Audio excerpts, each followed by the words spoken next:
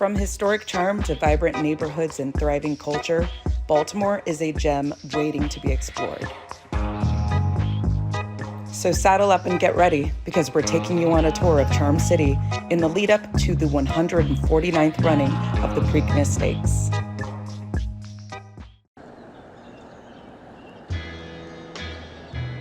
Why photo books? What gave you the idea for this?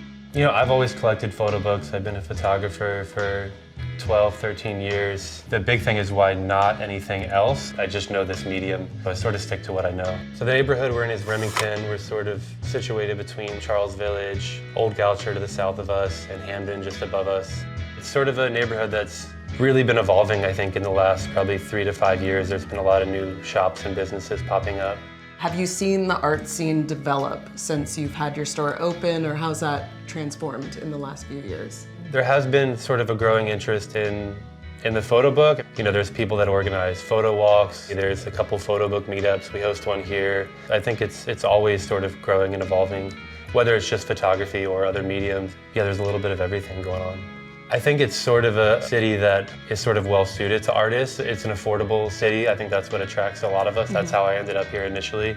You are packing and shipping these books all over the world, right? We're one of the few places in the US that does ship photo books specifically international. So we, I think in a way, have sort of become one of those places that people can count on to get titles that aren't stocked in their country. I think there's just sort of a DIY kind of ethos or attitude in Baltimore of like, it feels possible that if you want to make something happen here, it's attainable to like make it happen. It's also just a very beautiful, vibrant city with a lot of amazing culture and things to see. Whether you have these grand aspirations of starting a business or you just want to move somewhere that's like maybe a slower pace than the big cities, but still with a lot of things going on, I think it's a great choice for anybody.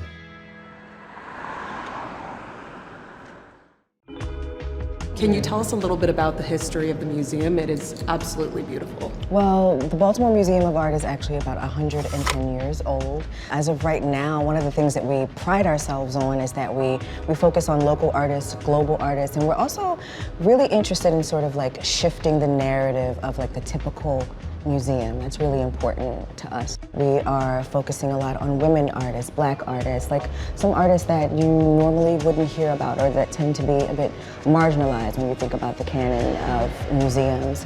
We're also focusing on local artists. So we're, you know, wrapping our arms around like our artists that are right here in Baltimore, and there's so many. So there's so many different types of mediums of art that you guys have within your walls. Can you kind of run us through this for someone that's never visited? Oh, absolutely. I mean, there's photography, there's mixed media. I mean, we're standing in Antioch Court right now surrounded by mosaics. Of course, there's painting, there's sculpture. There's also performance through programming and different things like that. So pretty much, if you're looking for it, it's here. And even if you aren't looking for it, you're going to find it. Do you think that there's been an uptick in the arts and culture around the city of Baltimore? I think so. We're a town of makers. There used to be steel mills. You have a lot of folks that come from a lineage of like industry. We've always just been a creative city, and I think people are starting to see that a little bit more. And Baltimore is a town where you can try things out. You can be experimental. You know what I mean? You don't have to marry one medium or marry one style of being creative. Performers can also paint. Photographers can also dance or do sculpture.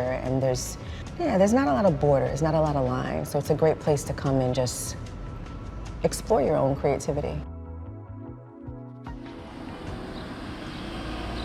So Creative Alliance, you guys are doing a little bit of everything. Can you give us a rundown?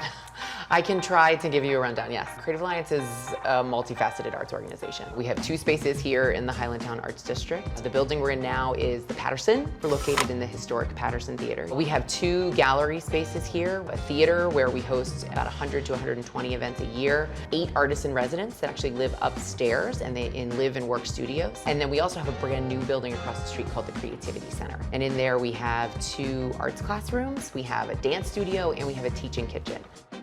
What we do is work really closely with our community members and with the people of Baltimore and artists from around the world. We try to put together really interesting combinations, and we let them talk to each other. It's about making art accessible to everyone. Baltimore's a city of a lot of strength, a lot of identity, a lot of individual identity, and I think the most wonderful way that we all end up working together is when the arts districts in the area are really talking to each other and building events together.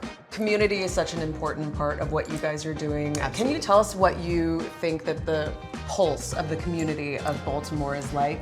Baltimore is an incredibly vibrant city. It is very culturally rich, which I don't think a lot of people know. There are just so many neighborhoods here in Baltimore that all have their own identity and their own people, and then when you mush them all together and kind of let them do their thing and get to know each other, it just feels like anything's possible here.